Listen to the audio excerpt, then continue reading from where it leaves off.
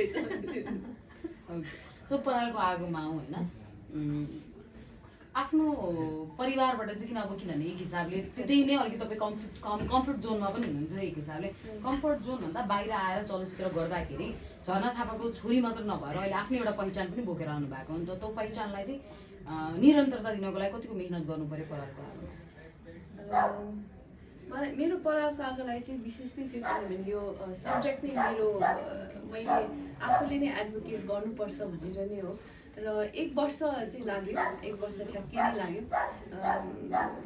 तर I guess एउटा responsibility थियो women's psychology women trauma bonding हाम्रो जेनेरेसनबाट आएकोलाई चाहिँ कसरी रिप्रेजेन्ट गर्ने भनेर रेस्पोन्सिबिलिटी थियो but at the same time I guess म धेरै चाहिँ लिसन टु यर हार्ट भन्छ मनबाट सुनेर काम गरेँ राम्रै हुन्छ जस्तै ट्रेलर रिलिजको बेलामा के रिलिजको बेलामा जे तपाईँको बाबा आउनु हुँदाखेरि होइन त्यो बेलामा उहाँले अलिकति भावुक हुनुभएको थियो क्या स्क्रिनमा तपाईँलाई एज अ बुहारी देख्दाखेरि पनि या फिर त्यो अलिकति हुन्छ नि कामको आधारमा पनि हुनसक्छ होइन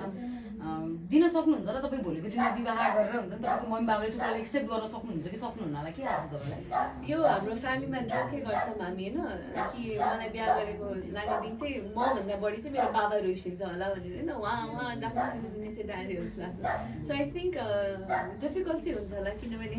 यत्तिकै नर्मल बोयफ्रेन्ड बनाउँदा पनि पापालाई एकदमै धेरै चक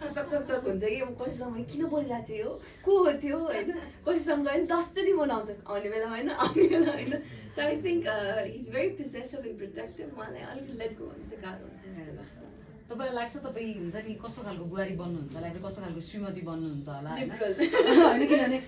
जस्तै उसमा चाहिँ ट्रेलरहरूमा चाहिँ चिया पकाउने आफै खाने भनेर होइन त्यस्तो खालको बुहारी बन्नुहुन्छ कि बन्नुहुन्न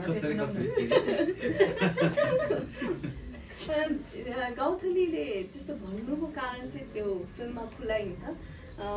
बट मलाई लाग्छ किनभने अहिले हामीसँग कन्सियसली चुज गर्ने एउटा बाटो बनाइदिएको छ सोसाइटीले म्यारेज होइन फर वुमेन त्यही भएर मैले चुज गर्दा चाहिँ एउटा एजुकेटेड लिबरल फ्यामिली नै हुन्छ होला वेयर चिया पकाउने एउटाको रोल भन्दाखेरि it's a collective act of service हुन्छ जस्तो लाग्छ सर्भिस भनौँ भने एकले अर्कालाई हेल्प गर्ने तपाईँलाई चाहनु मन छ नि श्रीमानलाई